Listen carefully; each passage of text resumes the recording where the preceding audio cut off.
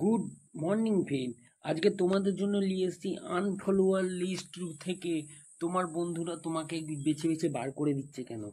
আমি একটা কথা বলি বন্ধু, ভালোভাবে শুনো। এখন ফেসবুকে একটা নতুন নিয়ম এসে গেছে। কী নিয়ম জানো?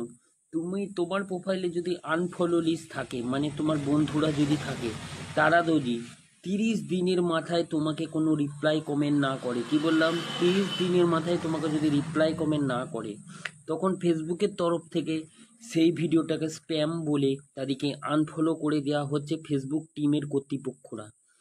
এর ফলে তোমার বন্ধুদেরও দোষ নেই, তারাও জানে না যে তোমার প্রোফাইলে বেরিয়েছে। অনেকে করে স্বভাবে আনফলো, মানে ফলো দাও ফলো ব্যাক লাও, ফলো দাও ফলো ব্যাক লাও। এই জিনিসটা এবারে বন্ধ হয়ে যাচ্ছে ফেসবুকের টিমের তরফ থেকে।